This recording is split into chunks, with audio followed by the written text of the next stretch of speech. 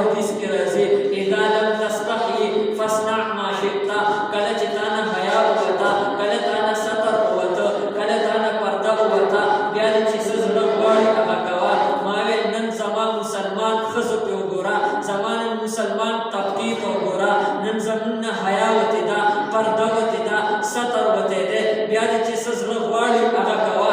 نن ته وګوره د کالج یونیورسټۍ ماحول ته وګوره، نن ستا په پاکستان کې په کالج په یونیورسټو کې د لاهور هغه یونیورسټۍ وګوره، د کالج هغه یونیورسټۍ وګوره چې هغې کې 70% جنکۍ هغه آیس نشې کوي، هغې کې 70% جنکۍ هغه ګرل فرینډ شته دی، د هغې بوایز فرینډ شته دی، هغې کې 70% جنکۍ هغه د منشیاتو شکار شوي دي، هغه د چرسو پوډرو شکار شوي دي، هغې بوایز فرینډ جوړ کړي دي.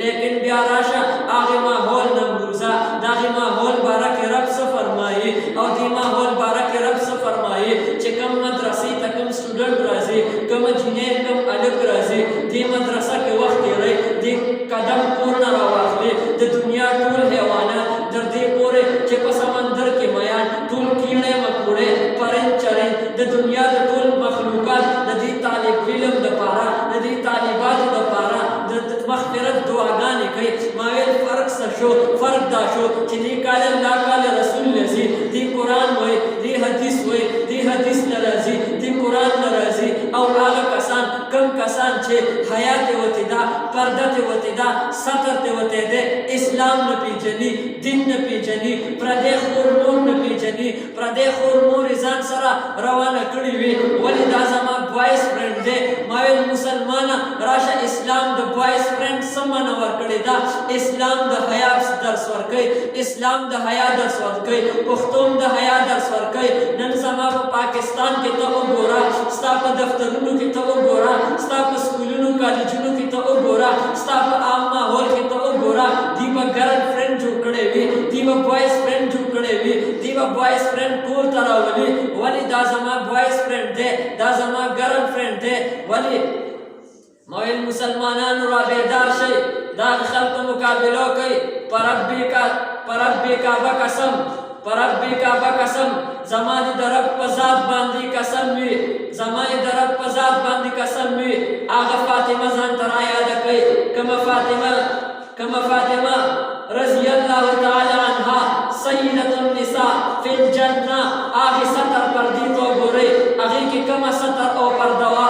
هغې فاطمې ویل وایي زما چې جنازه که چې زه کله وفات شمه، زما جنازه به م دروازې نه کوئ، ځکه چې زما د جنازې هغه په صادر او هغه کټ خلک ونه ویني، زما جنازه هم د شپې وکئ چې خلکو زما هغه جنازې کټ هم ونه ویني. دومره پرده وه، دومره ستر و. یو ورځ د اختر میاشت راوتې ده، ټول د اختر میاشت ته ګوري، رسول الله صلی الله علیه وسلم د اختر میاشت ته ګوري، هغه ټول خلک ګوري. فاطمې ته وایي، فاطمې ته رسول الله صلی الله علیه وسلم فاطمې وګوره کنه میاشت راوتې ده، او هغه نه ګوري.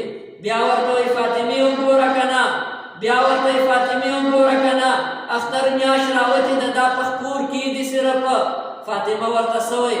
د الله محبوبه زما بابا جانه، ته زما بابا جان یې، ته ما ته اوس اسلام اجازت هم ورکړی دی چې میاشت ته وګورې. د هغې باوجود هم د حیا د پردې دومره خیال ساتي چې فاطمه ورته وایي چې د الله پیغمبره ای زما بابا جانه، زه ستا لور یمه، زه ستا لور یمه، خو ما کې دومره حیا شته، دومره پرده شته دی چې نن میاشت راوتې ده، نن پردي خلک ورته ګوري، نن دې میاشت ته پردي مسلمانان ګوري، پردي سړي ورته ګوري. او زه دا نه غواړم چې د زما نظر او د پردو سړو نظر په دې میاشت باندې یو ځای ولګي.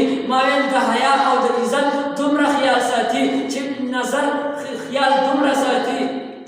لیکن راشه ته نن وګوره، فاطمې دې د وجې نه، فاطمه دې د وجې نه میاشت ته نه ګوري، میاشت ته چې زما نظر او د پردو خلکو نظر په دې میاشت باندې پروزي.